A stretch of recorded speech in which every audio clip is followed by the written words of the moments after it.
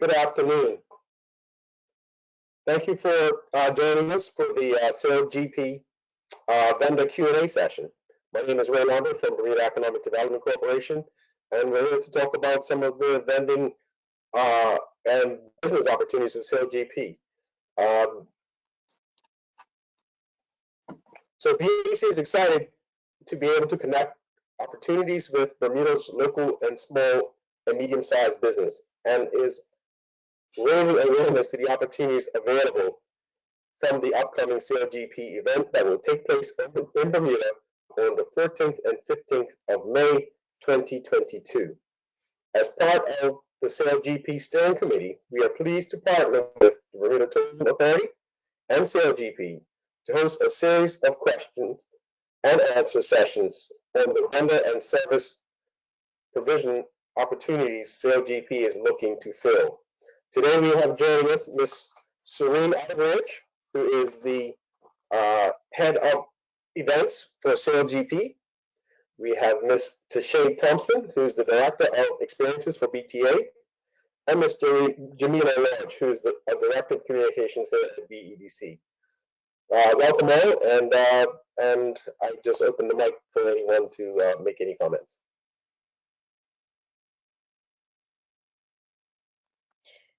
Good morning, everyone. Or good afternoon. So we're just going to start with a quick video.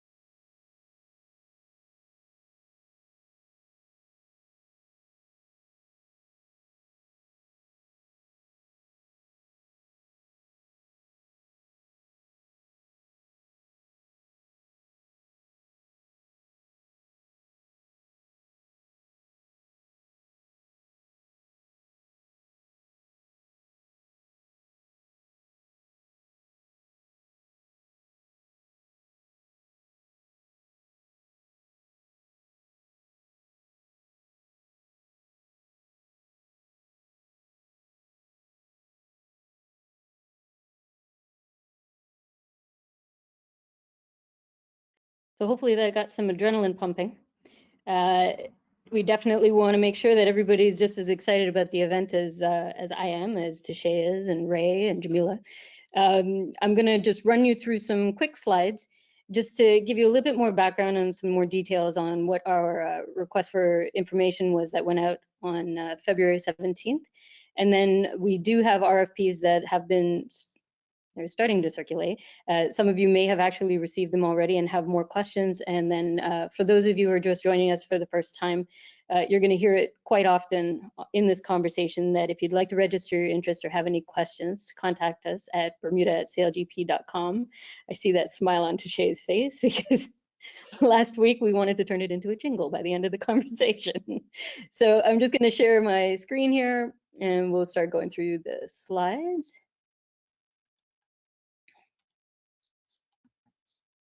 So last year when we were here in 2021, we did this awesome sand raking down at what everyone should recognize as Horseshoe Bay, and one of our natural billboards, if you will, which is a lot of fun. But we wanted to welcome you through and talk about what SailGP is. We'll go over the purpose and scope, the opportunities that are available for you as small to medium-sized businesses, touch on some of our sustainability areas. That seems to be a bit of a gray area for some folks. So just give you a more simplified view of that. We'll go over some timelines and then we'll open up the floor to some questions. So what is SailGP? It is a global sailing championship. It is the world's most exciting racing on water, as you may have already seen in that video. A lot of that footage was coming from Bermuda. And, you know, I'm a little biased, I'm sure we all are. Bermuda looks the best when it comes to SailGP racing. So the footage has been carried through the entire season 2 and will continue to be carried through as we're here for season 3 and season 4. So Season 3, coming up on May 14th and 15th, will feature 10 national teams battling it out in short, intense circuits.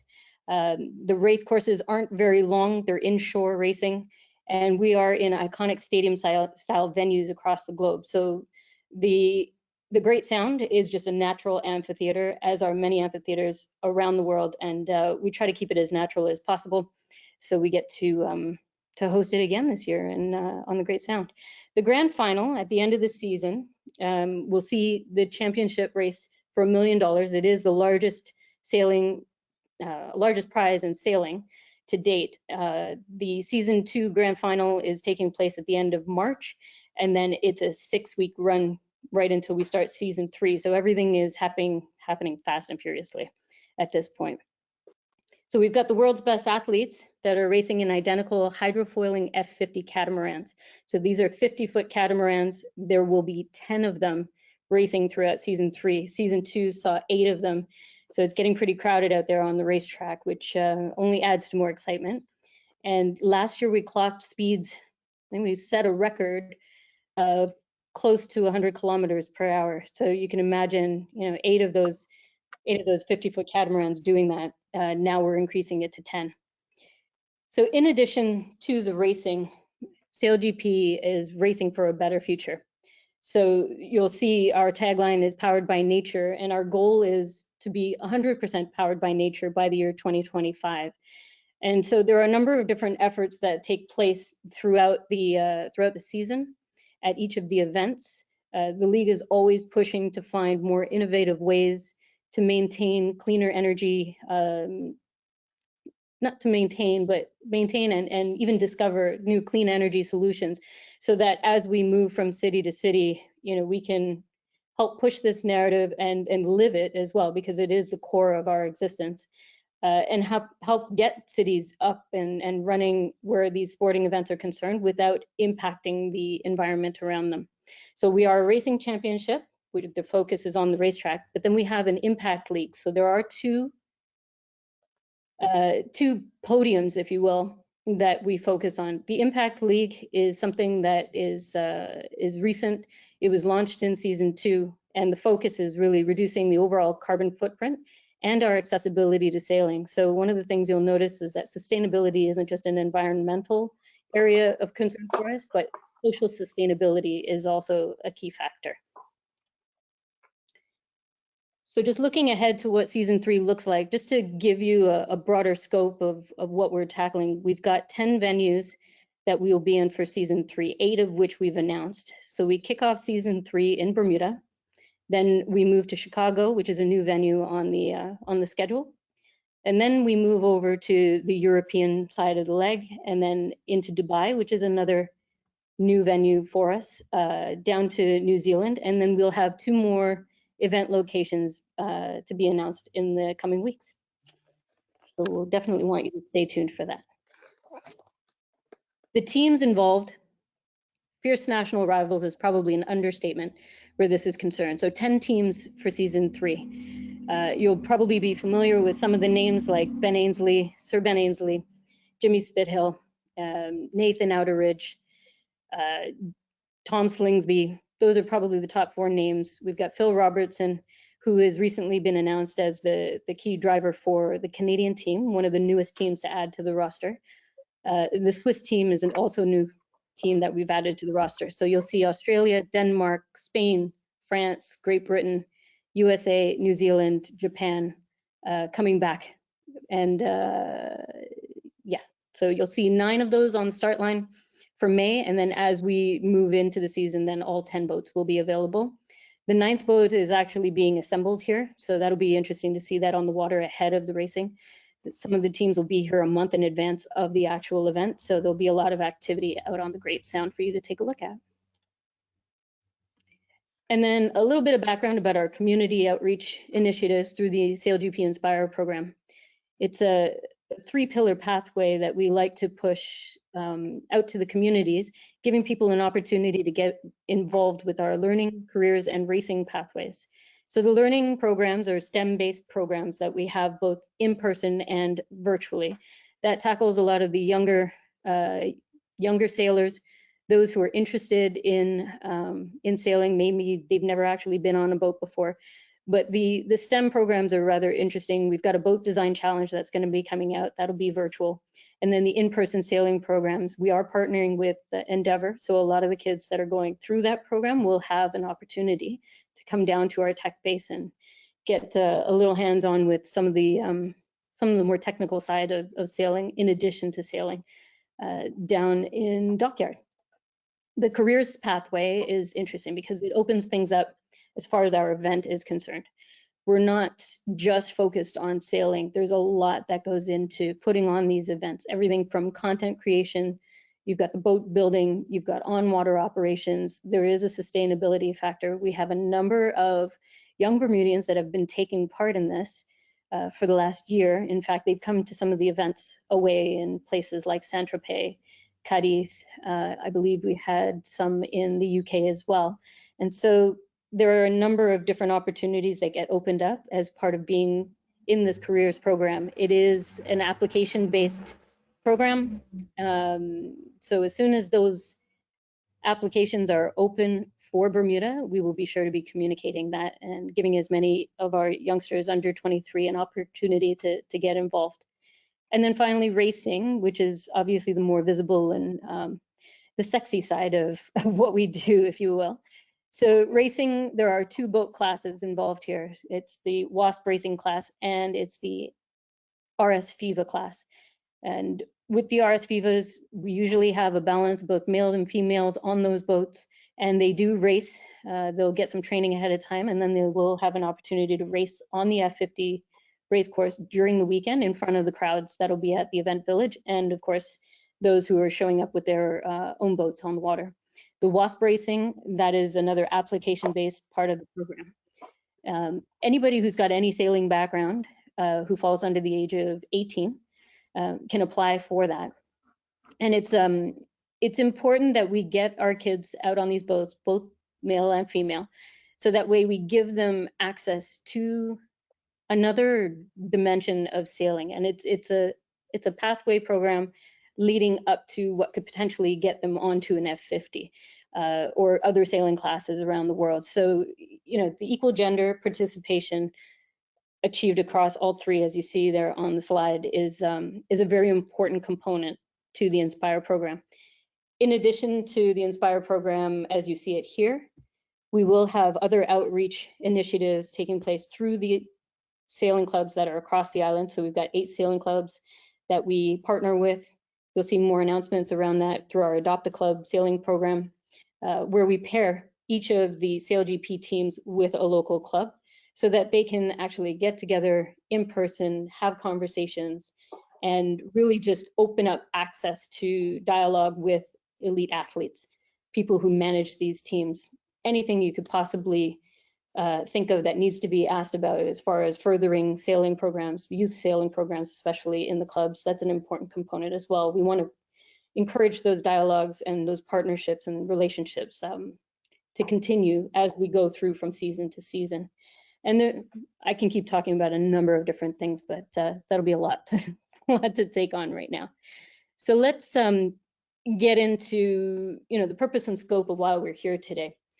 So what SailGP is looking for, as far as vendors are concerned, is to contract a series of individuals and organizations for what we are calling the Bermuda Sail Grand Prix, presented by Hamilton Princess, who is our title sponsor. And the goal is to align ourselves with service-oriented, socially responsible people with firms that best match our principles and priorities. And that just means that, you know, while we are a sporting event and people get really excited about having sporting events, major ones coming to the shores, we also want to make sure that we're doing things in the most responsible way possible because of the fact that we are racing for the future and purpose is at our core. So the scope for the purposes of this conversation are to take care of our staff services, which is what we're calling the team technical area, as well as the race village. So some of these areas may pertain to some people on the call and some may cross over into both. The range of time that we're looking at is from April 1 to May 28. There may be select times within that overall calendar that will be more necessary than others. Like catering will have its peak time, transportation will have its peak time, event village vendors will be specifically the race weekend, but we'll look into that as we go further. So the opportunities, let's start with staff services because that's the RFP that's actually coming up the soonest. It's actually at the end of this week for submissions. What we're looking for here are laundry vendors, food and beverage, so staff catering, and then 3 different areas for transportation. So the catering, and this is a big question, it's actually a huge area. What we have in the RFP, and we can get into those details on a one-on-one basis, but for the purpose of this conversation, we have a peak window for anybody who's looking to do catering with us, usually 10 days leading up to the event weekend and 5 days afterwards. So about April 25th through to May 20th are the really strong catering timeframes, and we've got over 200 people that will be needing those services. Beyond that timeframe will be smaller pockets of people as we have a steady cadence of people coming to the island and then as they leave. So in the RFP that gets sent, what I would do is encourage you to go through the details, go through the example of what the numbers look like as far as volume is concerned. And then, you know, of course, any questions that you have, feel free to send those through and we can talk it through back and forth. What are key areas that we'll need to know is what the requirements are from you know, an infrastructure standpoint, what the needs are, and we will work together with you in order to make sure that this is achievable, so that way everyone is winning in this scenario. We need to keep people healthy. We have a food charter that will be sent along with the RFP, and so that way you know the kinds of menu items. We're looking at sample menus. Again, details that we can go through once you've had a chance to look at the RFP. Laundry services, usually a once a week drop off and collection time frame is what we're looking for. If we need to designate that, you know, because it's a large group of people coming to the island, they are going to be staying in different areas. So in the west, we will have a team of people staying at Willowbank, and then there's a group staying at Prince Alfred Terrace. So that'll be the west end. Centrally, we're looking at Hamilton, Princess, and Rosemont guest suites. So from a logistics standpoint, if that's something that's of interest to those who want to pursue the laundry RFP, just keep those locations in mind. Again, we will work with you on schedules as far as what volumes are looking like at each of those locations, timing within the dates from April 1 to May 28th, and the frequency at which we're looking at drop-off and pickup. Right now, it's once a week, but that's something that can be massaged. Turnaround times would have to be fairly quick because we have a lot of athletes involved. For transportation, we're looking at airport transfers, and then we are also looking at a shuttle type service, especially from Willowbank to Cross Island and back. So we would work with you to figure out what those intervals are to shuttle people back and forth. Because we have different groups that work different hours, different times of the day, we just need to have that dialogue to figure out what works best to move as many people in a short amount of time as possible. The good thing is it's only about a 10 to 12 minute run. I guess it depends on whether you like to speed or not, so let's keep it safe. But it's a fairly short run between Cross Island and Willowbank. And water transportation, so we are going to be using the docks at Hamilton Princess to move a lot of the teams, and these are the athlete teams. Although we will have some ribs there, we do need extra boats to tender people to and from Cross Island, because we'll have shore teams as well as the actual athletes staying in town. So the transportation RFP is fairly straightforward. If anyone here has extra boats that are charter boats, we're not looking for personal boats, charter boats, then feel free to contact us at the email address bermuda@sailgp.com. Register your interest and I'll send over the RFP. Moving over to the event village. Again, we're going to have food and beverage vendors. Retail vendors are welcome to get involved as well. Now, with the food and beverage vendors, we need to make sure that all the certifications are up to date, especially where health regulations are concerned. And we can work out one of the questions that came up last week, Thursday, or, what fees are involved with having a vendor set up at the event village. So just to give you some framework there, it's the Friday can be used as a setup date.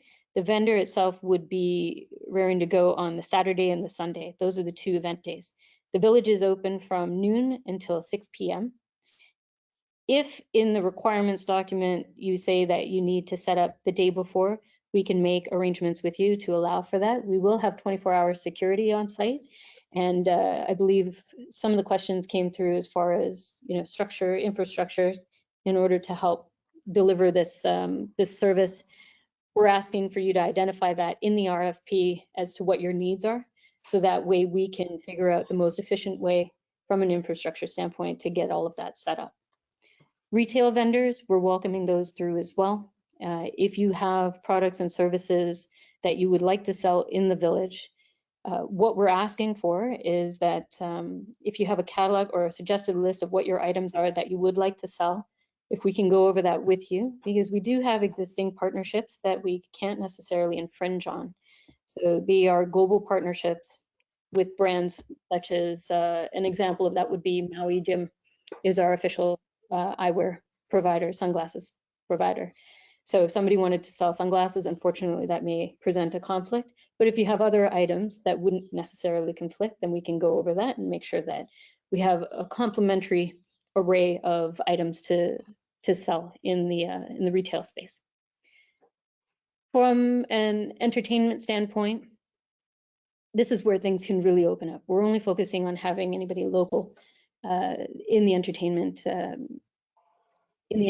area. So there is an in-venue program that we're going to be setting up. We are looking for commentators, sports commentators. I think I have about 7 positions for commentators. So sailing background is really the key point there. If you don't have commentating experience, it's not the be all and end all, but if you have a strong sailing background knowledge, and that's something that you can actually convey over a microphone, then we're happy to to chat with you and see if you've got any footage of doing that, or we may ask you to just do a quick reel, and that's something that we would definitely work on with the commentators that are expressing an interest. We're looking for DJs, anybody who wants to get up on stage to keep the in-venue entertainment going. Definitely send us your links online, any social media channels that you have. Be sure to include that. We have the RFP that can outline all of that for you, so you know how to package that up and send that through. The entertainment may extend outside of the event village, so I don't want anybody to feel discouraged if they think that there's a limited space there. There are a number of different opportunities that we can explore. Getting into sustainability. So this area seems to stump some folks. So I'm just going to share with you 2 key areas to keep in mind. What I do want to emphasize is the fact that if you're not 100%, if your organization or your offerings are not at 100% when it comes to sustainability, that doesn't preclude you from working with us. This is a growing area as we go from event to event. So there is a questionnaire that's involved in the RFP. Sorry. Answering that questionnaire helps us as an event gauge where we are as far as this whole area is concerned. So we encourage you to actually fill that out. It helps guide us as we go through the event, and it gives us an opportunity to also figure out if we need to do workshops and work with the individual vendors to help them along. And the great thing is that the island is moving into a more clean energy future, greener environments. And even from the social side, not everybody is working with a product or a service or a material that falls within what would be, more generally understood areas of sustainability. We also look to see whether or not things are ethically sourced. So we want to make sure that anybody who is working with a manufacturer, they know that the materials that they're ordering in are ethically sourced. So if that just gives an idea there. So procurement we have a code.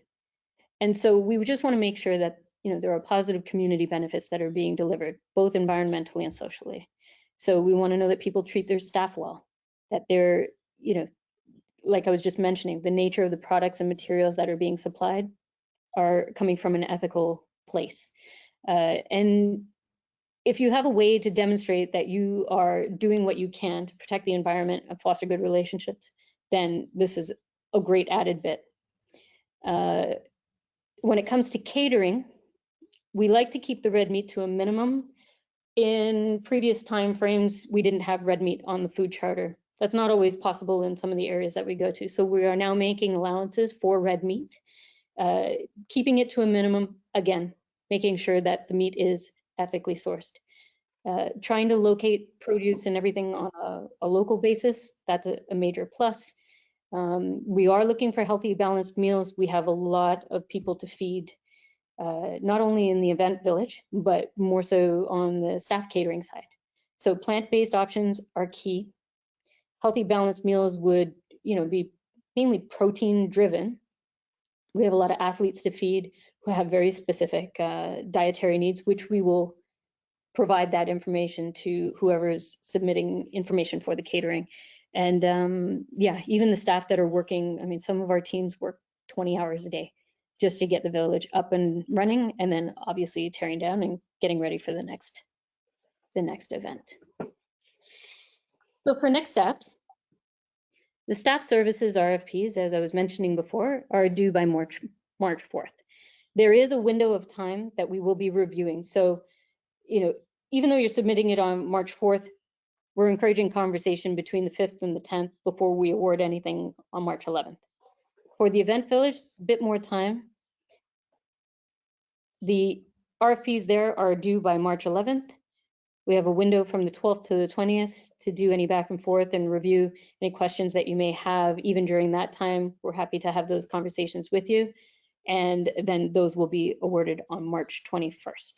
So again, registering your interest can come through to bermuda@sailgp.com. If you have questions, send it there. We're trying to streamline all the communication to go through bermuda@sailgp.com just so that we have a better record of who's registered their interest. It streamlines conversations, and then we can just make sure that we centralize everything.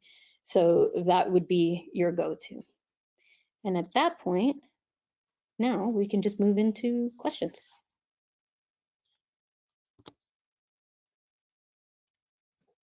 Thanks, Shireen.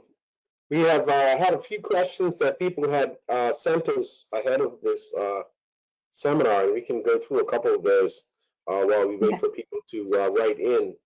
The first question I see is, what benefits as a small business will I receive from SailGP? Do you want to answer that, or do you want me from BEDC? Well, from the SailGP side, a lot of the benefits that come with associating with the event and having the opportunity to be part of the event. We're grateful as we go from location to location to get participation from local vendors. That's how we make these events as successful as they are. So obviously, if you're an event village vendor, then you get the access to the public.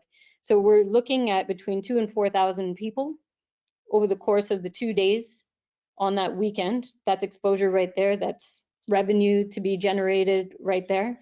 If you're a vendor that's getting involved with us and it's more behind the scenes, we do want to shout about who's getting involved. So, once we've awarded a number of these contracts, we'll figure out a way to make sure that the public knows that, hey, Bermuda came together to help SailGP put on their event, and we'll give the recognition where it's due, and make sure that, the community comes out and supports those who are involved in any way, shape, or form that they can. Because the knock-on effects from something like this is if people know that you've been involved in this particular event, chances are down the road outside of SailGP, they will think about you as being, top of mind to take on your services there as well. So there's a knock-on effect. If those are the benefits that this question is touching on, I'm not sure if there was something else in mind there. Yeah, if I can add, it's an opportunity, as was pointed out from the start. There's an opportunity to earn revenue, there's an opportunity for exposure, and I would agree that many of the RFPs that are coming out for other sporting events or others, this is one of those things that you put on your resume, right? So it lends itself to people seeing you in a light where you may get another job because you were shortlisted and actually participating in this event. Yeah, I just want to add to that. This is a world-class event. This is an event that not only takes place in Bermuda, but literally takes place around the world. So if you have the privilege to be associated as a vendor who literally can deliver on at this level with such a world-class event, it just plateaus you for other future opportunities with other events that have come to Bermuda. So I encourage any vendor who's thinking about participating or to do so, because this is a great, not only just a great opportunity financially, but also it is a great opportunity, like Ray said, for your resume. So thanks for that, Tashay. The next question I have on the list is, you've touched on this a bit, but what opportunities are there for event planners and decorators? Now, not necessarily the same thing. So, Shereen, I'm not sure if you want to break that out so that they understand how Actually, they make next. I'm really happy this question popped up, because boy, do we need furniture. Like, I can't even stress it. So what's great is, in the past, I've worked with event planners who, they supply furniture for a lot of these events, especially when we're looking at both indoor and outdoor furniture. So if anybody in the audience can help with that, this is a pressing topic for us. We want to get a collection of what you have as far as inventory is concerned, because this is actually going to take a number of vendors to help us pull off. So any furniture that I know a number of event planners, if they don't have it in their own stock, they're affiliated with people who do help them outfit their events. This is a chance for event planners and decorators both to reach out to us and let us know that you're there. I would love to hear from you ASAP. That would be great. Great. We have another one. How does one register for singing? Are there auditions? So as I was saying before, with the RFP that comes through for entertainers, what we're asking for is if you can send us, if you've got a demo reel, if you've got links to your social media channels, if you have footage of any events that you've done, we'd love to see it. So, reach out to us at the Bermuda@SailGP.com email address. Let us know that you're interested from an entertainment standpoint. We'll send you the RFP, so that'll let you know exactly where to fill this, or what information we're looking for, and also send you a form that you can fill out, and you can include links and stuff in there. So that way it's a nice, tidy little package that comes to us, and we'll have a look at that. And then we can, make sure that we reach out to you if there's anything further that we need. But yeah, that's basically how you would showcase to us what talents you'd like to bring forward to the table. Now there's a question that says, not specifically, just interested in the logistics and opportunity for transport as this person manages a transportation service.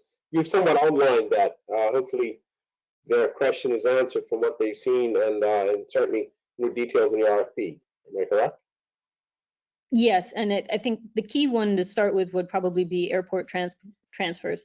So we are just about finished finalizing what that schedule looks like, because we have a number of staff. I mean, it ramps up to over 200 people.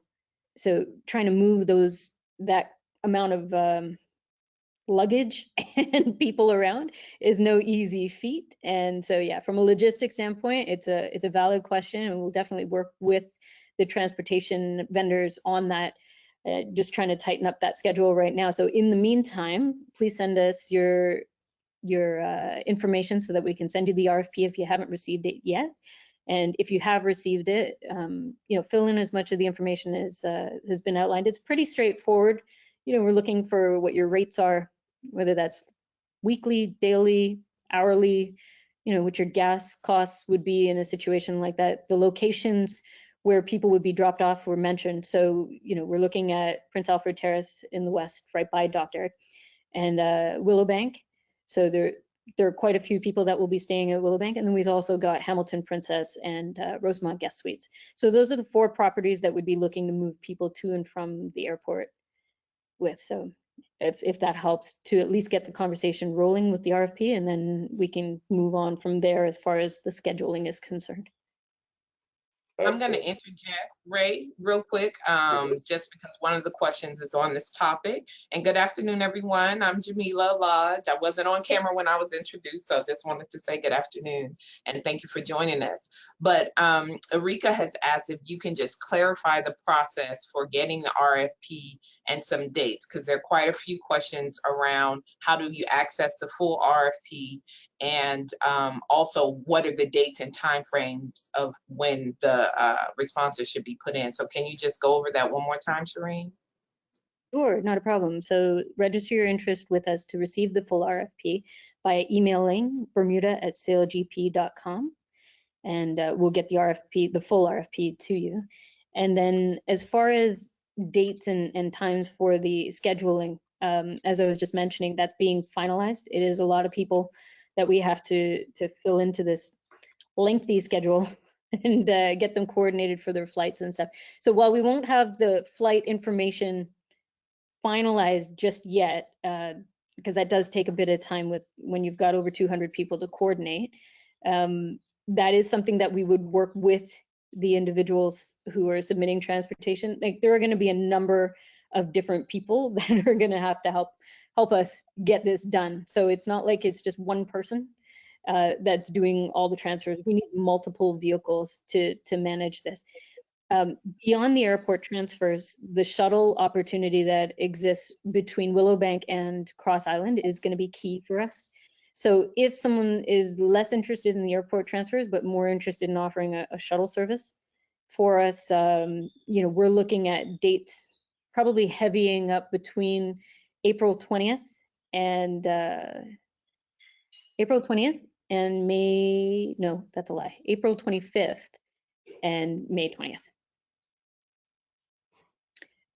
And I guess for the boat charters, you know, ferrying back and forth between Hamilton, Princess, and Cross Island, those dates, those heavy updates are just as key. Excellent. Now, this is maybe from a food vendor, but it asks the question, crew numbers, times of arrival for our shore crew, which I believe you touched on, differences in meals for shore crew and sail crew. Yeah, so the key there, if we're looking at crew catering, one of the things that we'll do is, what helps us further conversations is getting a sample menu. So in the RFP that goes out, it will give you a breakdown of percentages of the types of meals that we'd be looking for. So there are, you know, if you've got a range of vegetarian options, and then, as I was mentioning before, minimal red meat. So, you know, if only 20 or 25% or less is red meat, but you can substitute that with other healthy options. Because we are dealing with athletes, they tend to be more protein driven. So there is a breakout on the RFP that helps guide you with that. When you submit the RFP, it's not going to be one and done. It's going to encourage further conversation, because then, in addition to figuring out what those meals look like, are obviously the costs associated with that. So we need to strike a balance between delivering healthy meals multiple times a day. So we're looking at breakfast, lunch, and dinner options. And then what the cost would be associated in order to be able to deliver those healthy meals. So there is conversation that does need to take place in order to get it to a final space where everybody's happy and that we can deliver. So as well, like, because things are, it's a little tricky being in the West, is based on where people are located with their businesses. So that's another reason why we need to understand what kind of infrastructure you require in order to do the catering. So we're trying to look at building something on site that can help facilitate that, to make sure refrigeration of items is done properly. The access to ingredients and everything is relatively central, so that way there isn't the logistical nightmare of having to say, oh, I gotta go town to pick up ingredients and things like that. Like, you don't want to have that as a worry while trying to deliver excellent service. And you know, memorable meals. Variety is definitely the key, especially for those people who are here for a longer period of time. So we will be looking for, you know, a variety of options that can be delivered on top of the health factor, and of course cost. Okay, I have two more, and then I can send it to Jamila from the ones we're getting online. But I have one here. It's from a retailer. It says, for retail vendors, will there be a table provided? Excuse me, and in the event and a cover in the event of inclement weather? What's the setup for the retail vendors? So again, in the RFP, we're asking what you need in order to deliver your goods. So for the retail vendors, yeah, shelter is going to be key. We are more than conscientious of the inclement weather situations that happen in Bermuda, especially, what is it, 4 seasons in a day? Yeah. So these are the things that we're factoring in. So depending on the type of vendors that we have, because someone had asked last week, Thursday, how many vendor opportunities we have available on the island. And it's a bit of a chicken and the egg situation. I want to say that there's, 4 to 5 available for food. And then depending on the kind of, it really depends on the level of interest shown by Bermuda to get involved, what's being offered, and how much space people require in order to deliver that. So if let's say you're a food and beverage vendor, but you've got a food truck. If you're showing up with that infrastructure, then we know that it takes up X amount of space. And so a tent wouldn't be required in that kind of a situation. Now, if you had, and I've seen these around the island, is that if you have a trailer type situation that you're doing retail out of, and then that's what you're proposing to use to have your retail experience, then we want to know about that so that we can lay out the framework accordingly. So it's a bit of a collaborative approach that we're taking as far as setting up what the retail portion of the village looks like. So if we only have 2 retailers that reach out to us, then we know that the setup's going to be very specific. We can provide the tenting and what that layout looks like from a branding standpoint to help keep things as cohesive as possible. It really just depends on the mixture of what we get in, but we're here to work with the vendors to make sure that what they need from an infrastructure standpoint is taken care of. Okay, so I have one other question. It's actually 2, but one asks the question, are there opportunities available for vendors who can provide visitors, special guests, and teams an additional and added island experience? I'm so sure that there are. And, I would definitely encourage you to reach out, because we can potentially put you in touch with a number of the team managers, folks that are arriving here sooner than the actual race event weekend. As mentioned, we've got people coming to the island as early as April 1, and they'll be here right through to the end of May. I am so sure that they would like to have a COVID-free experience on the island, unlike what we had to basically work with last year. I know people are just really looking forward to coming back to Bermuda to experience Bermuda for everything that it has to offer. And I'm sure, working with the BTA, our friends there, we can, streamline some options and at least share the availability of your services. So that way, if they would like to schedule that on their own, they can certainly do that. Right. And I'll even chime in, and Doreen, our email address here, Shireen. I ask anyone who's looking for outside of the athletes, but just visitor curated experiences during that time period, to let us know what you're thinking about. And there may be some opportunities, if not with SailGP, but if there are really great visitor opportunities that we'd like to possibly explore extending that. One of the benefits of a SailGP event is the legacy benefit. So even though the event takes place May 13th to 14th, have those dates correct, right, Shireen? 14th and 15th.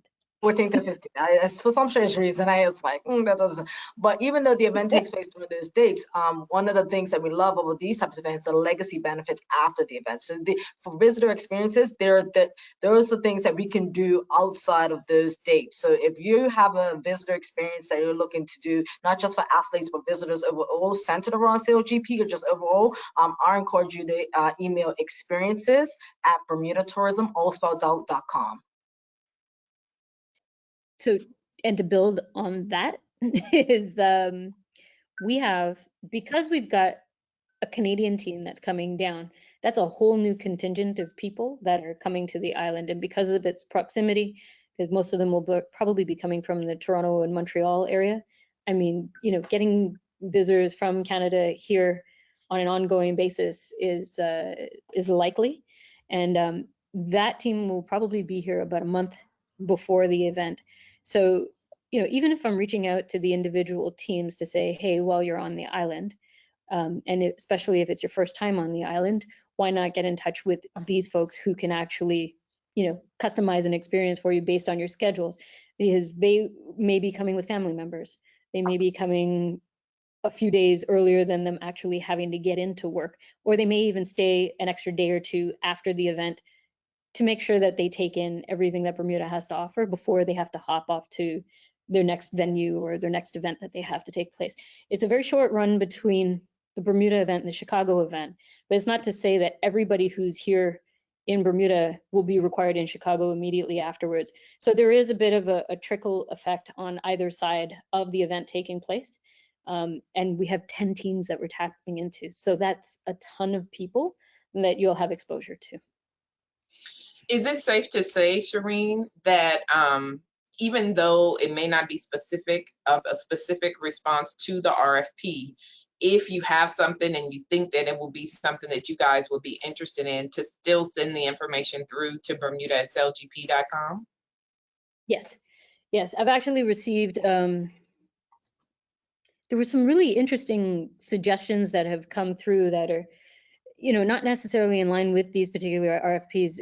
You know, if you're sending it there, chances are myself or one of our team members on the ops side can then forward your information on to the appropriate group that would manage those expectations or that particular area that needs addressing, because we're quite a large group of people, but we are spread out. Most of our work is done virtually, and we have teams of people working on things. So you have people who are focused on the actual racing, and then you have people who are focused on our purpose and impact side of things, which, you know, is not the on-water experience, but it's everything that we do in the communities. It's not just the sustainability side of things. We've got a women's pathway program. So I don't know if somebody wants to reach out to us to say, hey, I'm putting a sailing program together for young girls, and you want to hit us up to see what kind of, you know, leverage we can have, or exposure, or maybe we get some of our female athletes involved with speaking to them to give them the encouragement to get involved so that they can take that pathway. Is, you know, we've got females racing on these F50s along with their male counterparts, and they're working their tails off to get on there, and they're up there competing. So, you know, we've basically got co-ed teams, which is fantastic, and it's a major first, and we're accelerating that. Sir Russell Coutts is huge on youth development and our gender equity programs. So, you know, I encourage all kinds of things to come through. We'll direct traffic for you.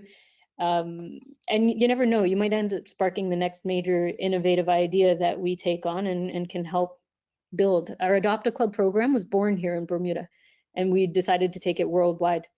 And it's just been a really great outreach program that we've done in so many different parts of the world, and it just keeps growing and developing. So, you know, SailGP is a very young league. We're only going into our 3rd season. We have not existed for hundreds of years.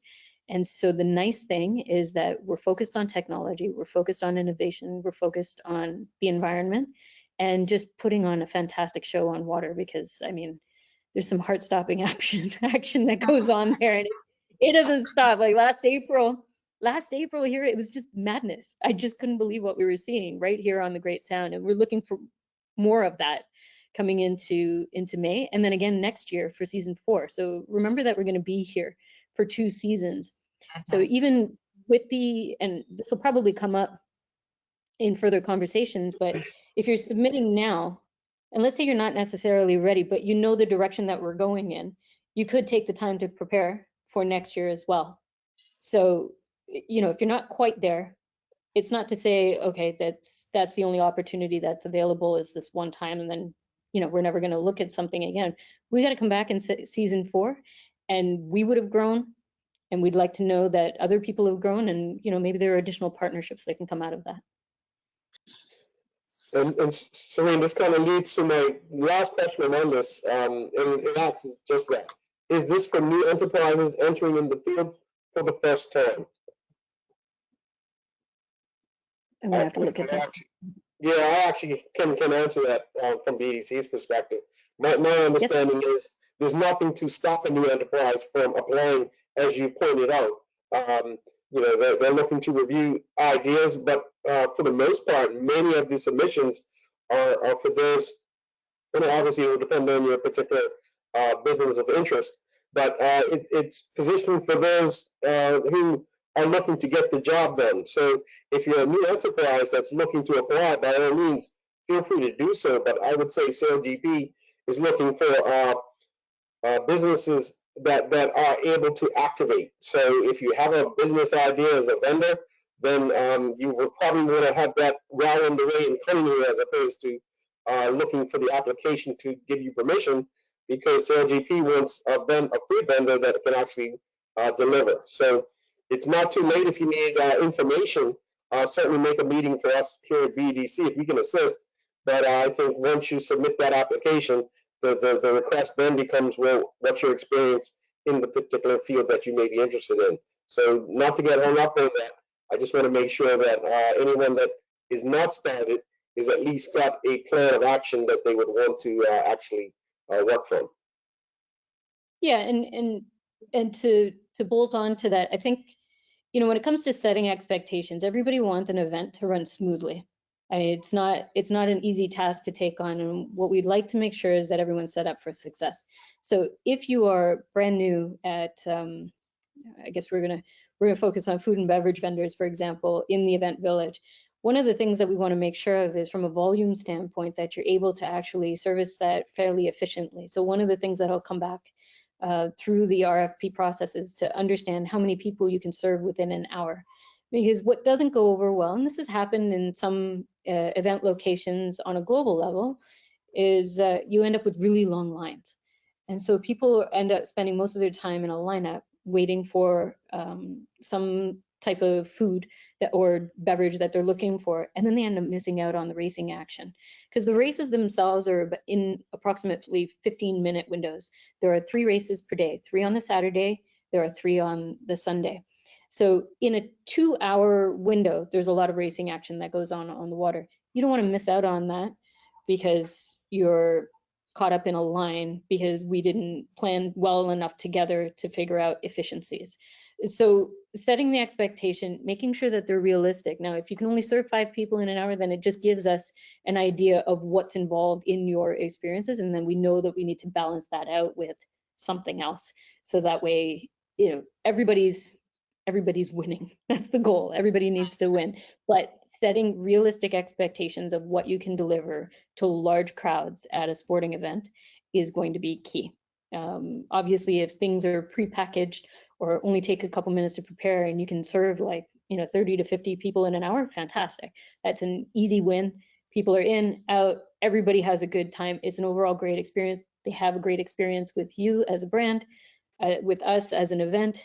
And you know, they'll look forward to dealing with both entities down the road. Okay, so I think it's my turn. So I'm going to go through and answer the questions that were posted in the chat.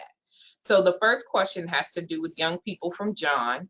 You mentioned, Shireen, that you're gonna support, I guess, or have something for under 18 years of age. Yeah. What's the youngest age that can participate?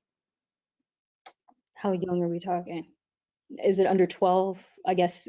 So, you know, these are questions that we would need to know to give specifics. However, if you're looking at racing, if it's the Inspire Racing program, generally the WASPs are a slightly older group, leading up to, I want to say 18. Don't hate me if I quoted that wrong. It's a lot of information. It's either 18. Yeah, I'm pretty sure it's 18 is the cap on that one. Having sailing experience is key for that particular boat class. And again, that will be racing. There will be some training, and then racing in front of the race village on that weekend. Now, if we're taking a step in a different direction and going with the RS FIVAs, That is something that will be promoted through the sailing clubs. So you may want to touch base with whichever sailing club you may be affiliated with. That tends to be younger. It does skew younger. So you could get, I believe I've seen 13-year-olds involved in some of those races globally. Okay. And then the learning program skews even younger than that. So then, that's when we get into the STEM-based learning programs. So you don't have to have any sailing experience in that, but it's a great exposure to learn about it, learn how we power these things by nature, because these boats, the F50s, all powered by nature, everything. So, focus on the elements like sun, wind, water. Mm-hmm. And so it's a good foray into the sailing world, but even building in technology to that, because of the fact that we have a very strong technological focus across the F50s. All of them are attached to one another. They all see the data that gets collected in order to figure out how to sail these things better, faster, more competitively, more strategically. 30,000 data points going through those things. That all has to stem from somewhere, and that's with our youth, and we build them up and they understand how these things work, both technologically and through the elements. So I'm hoping I covered off a few areas that might help, John. Well, John, if you have any more specific questions, or if you don't feel that your question was answered, you can email bermuda@sailgp.com. The other thing is John can get in touch with the Endeavor program. I mean, if any of the kids are involved with Endeavor, because a lot of the schools are affiliated with Endeavor, then that's another opportunity to get involved. Okay. Chantel asked, she mentioned she's an educator at the Barkley Institute. Do you have any opportunities for students, community service-wise, as well as paid positions? So paid positions would be through the contracts that we have for the Rfps. The volunteer program, however, would be probably a great thing for students to get involved with. And so the volunteer program is going to be quite hefty as far as the number of bodies we need. So if we have young people that need community, I believe it's community hours, I think they have forms that need to be filled out and signed off on. We can certainly look at that. We need to make sure that there is some sort of training in the various areas that are required. So we do need people who are going to be fantastic ambassadors for Bermuda. This is a key thing. We want smiling faces and a lot of energy. It's exciting. Like, there's a lot of really great energy during that race weekend. And so we can certainly explore that once we have more information about the volunteer program. Maybe if you can send your information through to the Bermuda@sailgp.com email address, so we can have that available to reach out to if we need to share some more information on our volunteer program. Okay. We can do that. And just what the requirements are, and then if we have suitable candidates that fit that criteria. I mean, because it's so wide ranging. We need Bermuda to come together with us collaboratively in order to make sure that this is successful. So yeah. Okay, John also asked, who is the person organizing and coordinating the entertainment at the event village, and what is their contact information? Bermuda@sailgp.com. Yes. And we have a team. My team, we work collectively to deal with the entertainment. So it needs to come through the RFP so that we can go through that. So it's myself and one other person that will initially take a look at the submissions to make sure that it fits within the program, and we can look at the diversity about what's being submitted, because obviously variety is necessary. And so we want to see as many different options as possible. Okay. All right, we are making our way down. Curtis asked, when will the RFP for transportation be released? But I think we've answered that a few times, but not to worry. If Curtis just was able to join us late in the conversation, not to worry. The sent us the request for that more detailed information can be sent from our Bermuda@sailgp.com email address. We'll send the RFP over. The posting was done on February 17th. It's not it's not too much different than what was in the original RFI because it's transportation. It's fairly black and white as far as, you know, costs and rates and things like that. What I was mentioning before is that, you know, once we get a general idea of who's interested on the transportation side, we can have further conversations about scheduling and, you know, fleet sizes, vehicle sizes, number of passengers, things like that. Okay. And so that oh, go ahead. that RFP is due March 4th, but we have a window of time that we've allotted to go back and forth with questions and help to really nail down what that opportunity is, and then we'll award it. March 11th is the date that we've scheduled to award the jobs for staff services, transportation being one of them. Okay. And Chantel asks, are there opportunities for entrepreneurs who offer services for kids?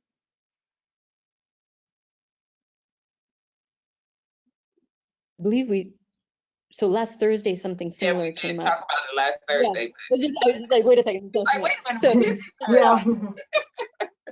So not to worry.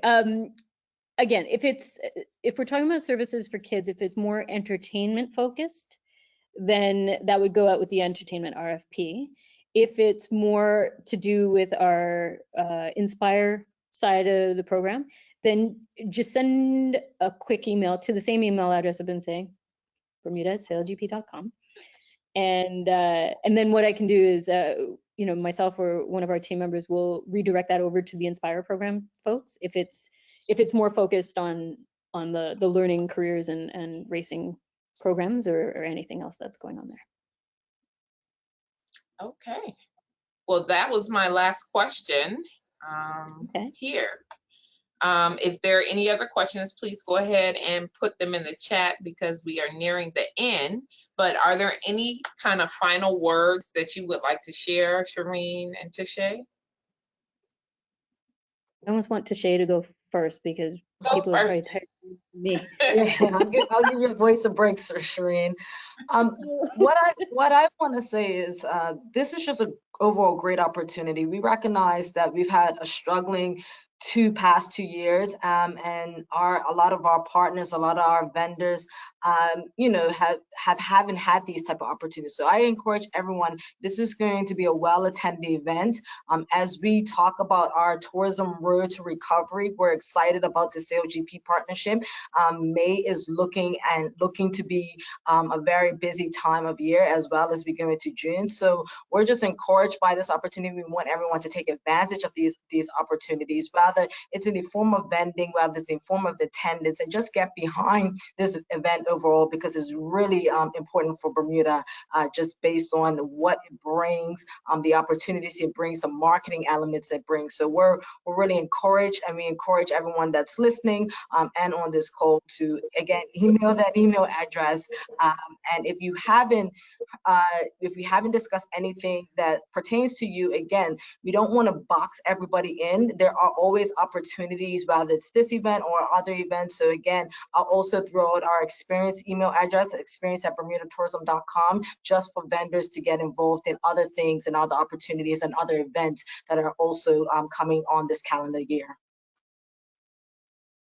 So one of the things that I just wanted to share as a more blanketed statement, it's really easy for us to focus on an event that's happening on the ground. One of the things I wanted to point out is that Bermuda is showcased to over 175 territories throughout season 2. And that is through each event.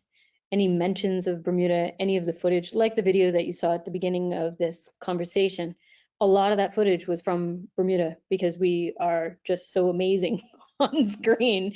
And, you know, who doesn't want to see those turquoise waters? And I was saying this before that, you know, with the grand final taking place in San Francisco at the end of March, which I encourage everybody to watch because it's going to be insane. That's cold water. People are looking forward to coming to Bermuda. If you have people that are away and are looking to come to the island to visit, this is the time to get them on a plane and over for an amazing event. You know, Bermuda's open, and we're happy to be, you know, one of the major events, one of the first major events to take place once everything, you know, does open up after March 31st, it's going to be a really exciting time. I can tell that people just want to be out and socializing and see their friends and, you know, good vibes both on and off the water. So this is what we're trying to push as part of this event. It's all adrenaline based. It's all, you know, everybody's all excited and the action that you're going to see on the water. So even if you're not at the event village, if we've got boating programs that we're going to be putting out there. So there are ticket sales for that, and there's even a bring your own boat program. So the race course, you know, when we get these aerial shots and you see, like, Bermuda's known for its raft ups and, you know, on water activity.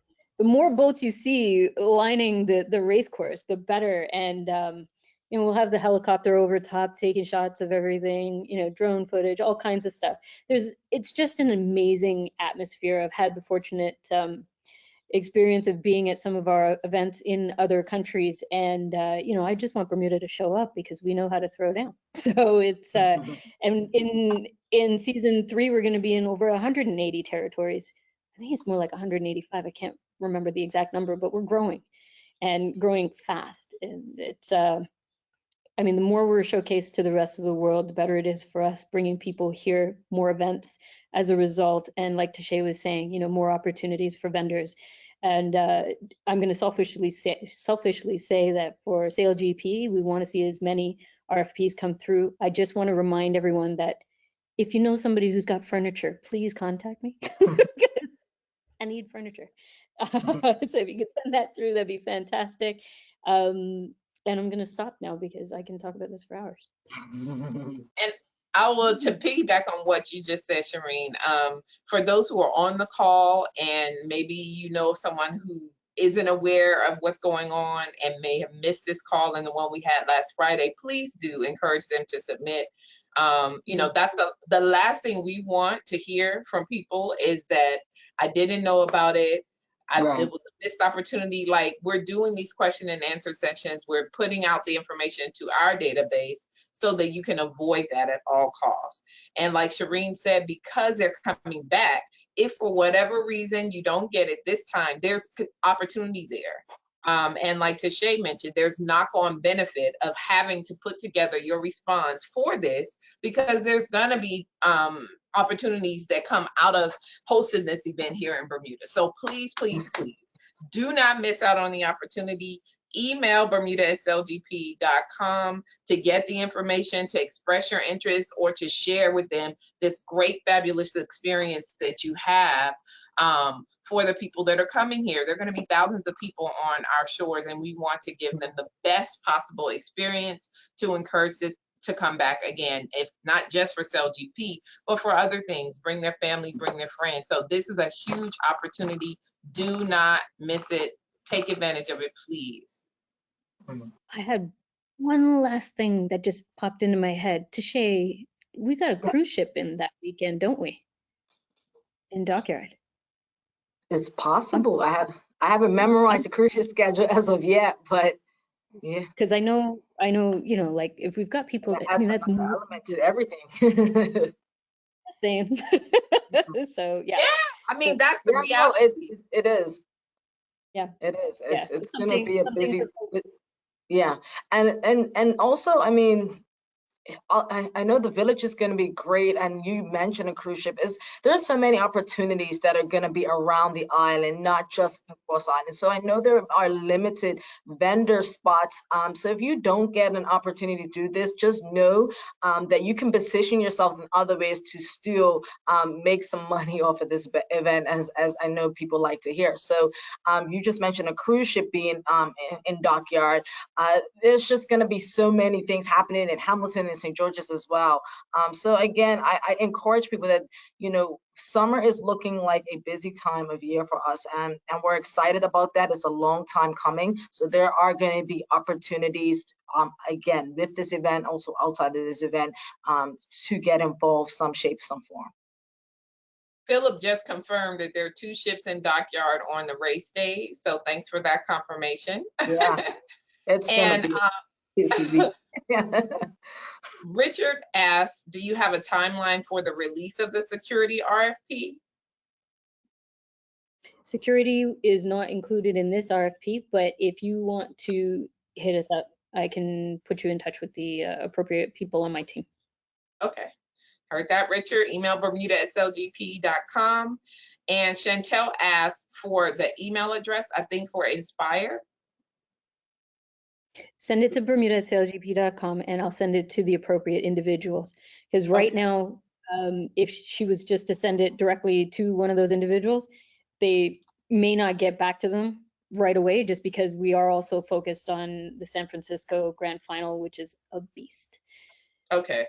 So you need to be that kind of liaison, I'm going to if be you that will. conduit to help. Yeah, because if I'm able to practice those conversations, then people will pay attention to it a little faster. And nothing personal or anything like that. It's just setting expectations. And you know, it's while we have a lot of people, we do have a lot of lean teams. So you know, I can further those conversations along for folks. Okay. Now, Myrna wants to know, what type of furniture are you looking for? We need indoor and outdoor. So if it's outdoor furniture, Myrna, then you know, we can look at different collections, because I recognize that one of the challenges that we have is volume of a particular type of furniture. So I don't know that we're going to get it uniform all the way across. Obviously, a more modern, clean feel. If you have rattan furniture, for example, that would be an asset. But then we have other areas, because we have a series of micro events that happen in and around the main event. We're looking to furnish various areas. If you have picnic tables, that would be great. High top tables, there's a whole bunch of stuff. So if there's a catalog or a list of inventory or somewhere where we can actually check that stuff out, it'll probably be easier and maybe a faster conversation. Now, if it's indoor, then more lounge kind of couches, high bars, higher seats. I want to say high chair, but I'm a short person, so the jokes don't stop. So we're like bar stool type. There we go. It's just one of those things. It comes with the territory. So yeah, there's a whole series of things that we can look at. So Myrna, if you've got furniture, I want to hear from you. All right. I think that's everything. I think we went through them all. So thank you, ladies. Thank you for making yourselves available again to answer our entrepreneurs' questions. Hopefully they understand the key email to remember.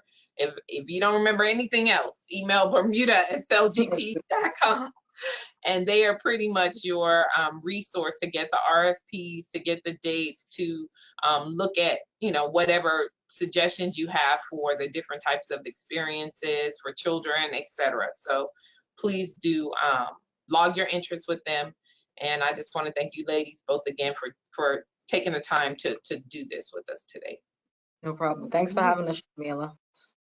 Thank you, and thanks for the support from both the BTA and the BEDC. It's been fantastic, and we certainly couldn't get the word out without you. So appreciate your time as well, and you too, Ray, because you know, can't leave you out. Yes. All right. Have a great afternoon, everyone. Take care. Bye-bye. Bye.